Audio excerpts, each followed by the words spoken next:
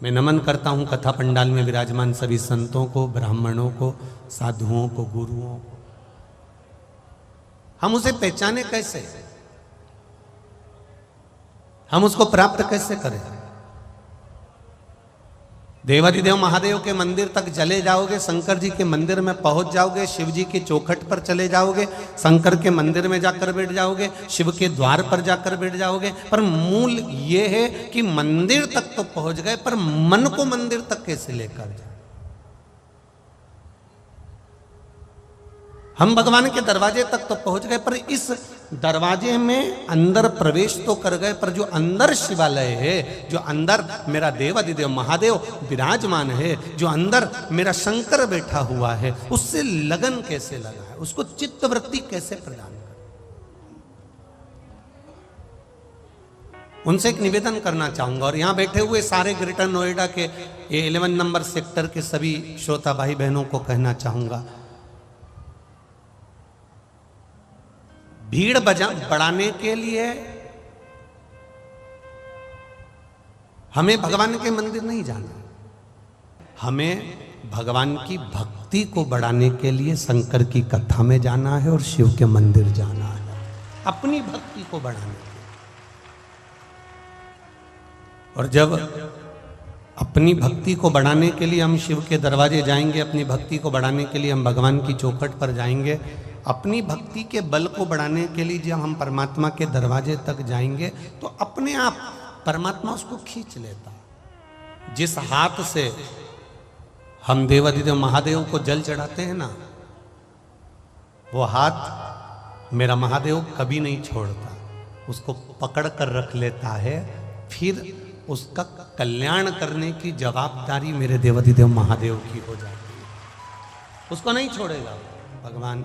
जिस हाथ से हम भगवान देवाधिदेव महादेव को जल चढ़ाते हैं, महादेव उस हाथ को थाम लेता, उस हाथ को पकड़ लेता।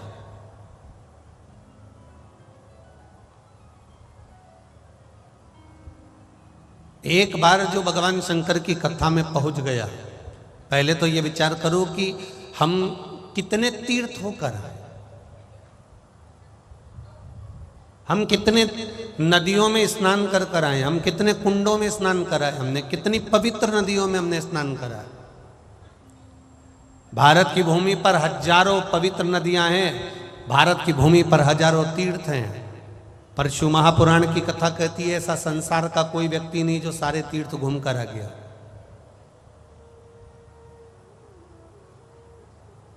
संसार का ऐसा कोई व्यक्ति नहीं जो सारी नदियों में स्नान कर कर आ गया।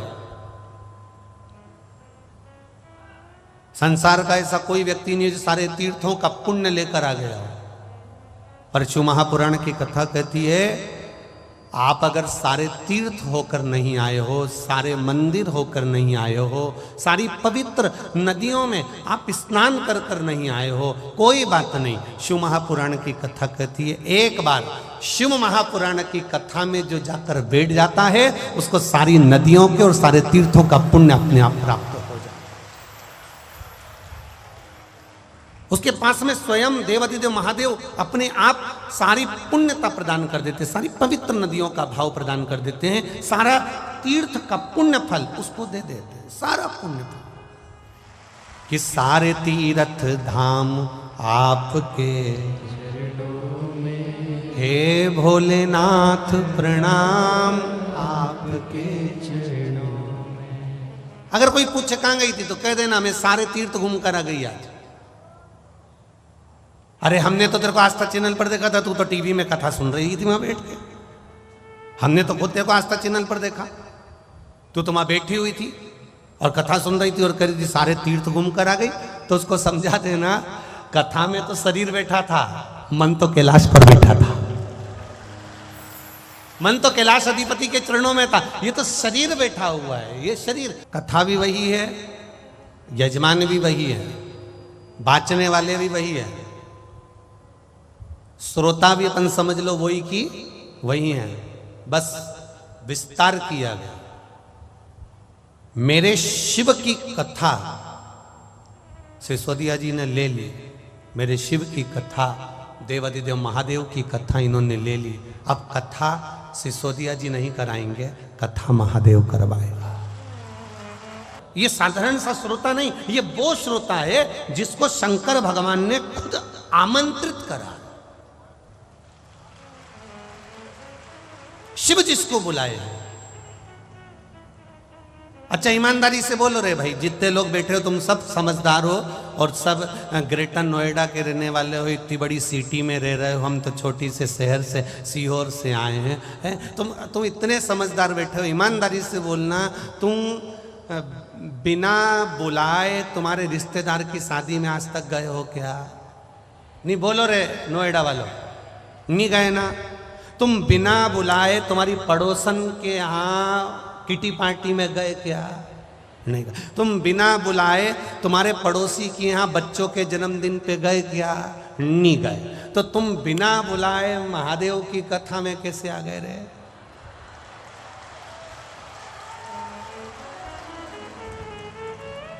सिसोदिया जी गए थे तुम्हारे यहाँ चावल देने के लिए, सिसोदिया जी गए थे तुम्हारे यहाँ पत्रिका देने के लिए। सिसोदिया जी ने एक बार भी टीवी पर, फेसबुक पर, यूट्यूब पर ऑनलाइन आकर आपसे कहा कि मेरी ग्रेटर नोएडा की जी हो और मेरे जी जाओ, तुम सब कथा में आओ, ये बोलने गए थे? नहीं, तुम्हें सिसोदिया जी ने नहीं बुलाया, तुम्हें बुलाया तो जैसे शंकर भगवान की शादी में सारे देवता आ गए थे पर भगवान शंकर के गण नहीं दिख रहे थे। शंकर जी को बेचैनी हो रही थी कि कोई दिख नहीं रहा, दिख नहीं रहा, दिख नहीं रहा। तो उन्होंने तुरंत बस डमरू बजाया और सारे गणों को बुला लिया। शिव जी का नाद होता है और सब आकर इकट्ठे हो जाते हैं, कोई दूसरा नहीं बुला।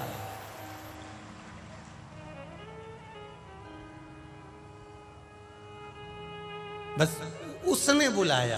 तेरे डमरू की धुन सुन के मैं काशी,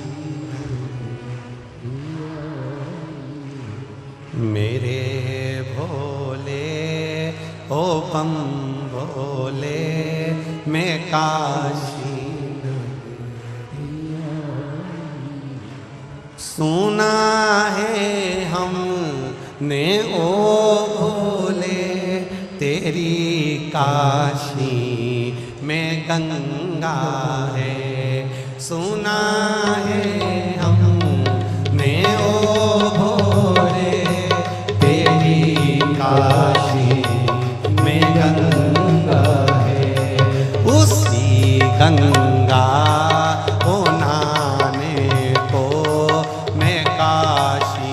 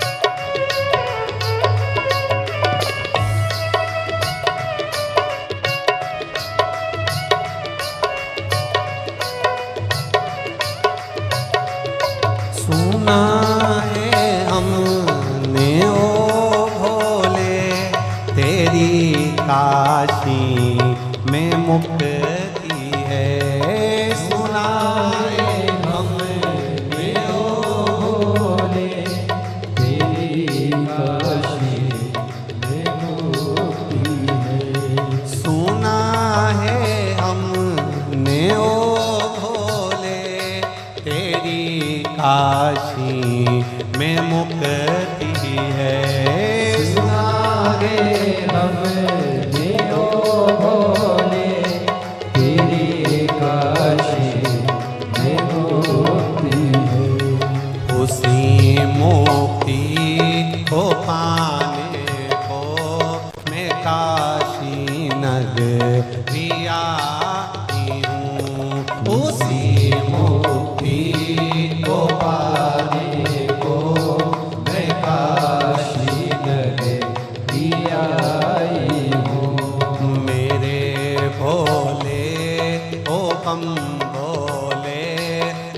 काशी नगरी आई हूँ। मेरे भोले ओ बम भोले, मैं काशी नगरी आई हूँ। जय हो।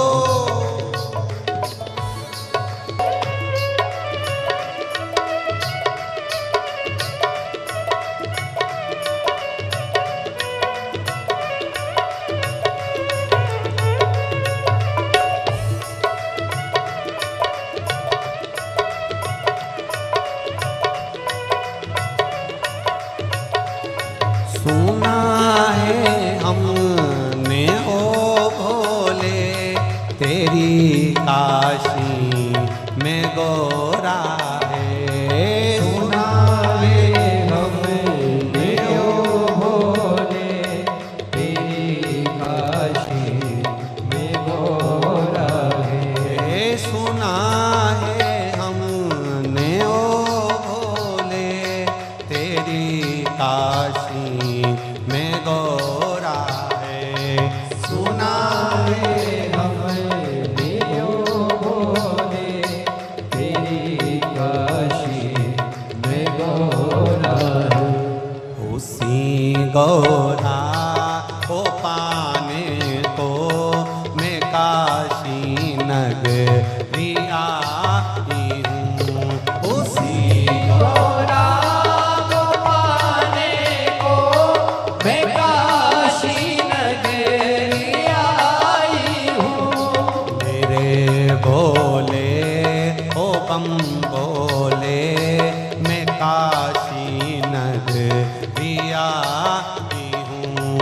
मेरे भोले ओ बम भोले, मैं काशी नगरी आई हूँ। मैं काशी नगरी आई हूँ। मैं काशी नगरी आई हूँ। मैं काशी नगरी आई हूँ। मैं काशी नगरी आई हूँ। हर हर अपने स्थान पर बैठकर भगवान शिव से अपने हृदय की बात, अपने दिल की बात बाबा देवादिदेव महादेव से भाव के साथ में भगवान शंकर से कहिए। शिव महापुराण के मूल मंत्र का स्मरण करते हुए भगवान शिव से अपने मन की बात कहिए। जिस मंत्र को स्वयं शिव महापुराण की विद्येश्वर संहिता में अंकित किया गया है, उसको भाव से कहिए आप। श्री शिवा नमस्तुभ्यं। श्री शिवा नमस्तुभ्यं। श्री शिवा नमस्तुभ्यं। श्री शिवा नमस्तुभ्यं। श्री शिवाय नमस्तुभ्यं। भोला सब दुख काटो मारा, ओ भोला सब दुख काटो मारा। शिव महापुराण की कथा कर रहे हैं। शंकर भगवान की कथा में कोई निमंत्रण नहीं पहुंचाता। शिव जी के पास बुलाने के लिए कोई तुमसे कहने के लिए नहीं आता, पर भगवान शिव की कथा कर रही है। शिव कथा में भगवान शंकर के संवाद में, शिव महापुराण में और शंकर भगवान के शिवालय में, भगवान के मंदिर तक वही पहुंचता है जिसको शंकर भगवान हाथ पकड़कर खींच कर बुला लेता, वो पहुंचेगा। तेरे मंदिर में आना मेरा काम है और मेरी बिगड़ी बनाना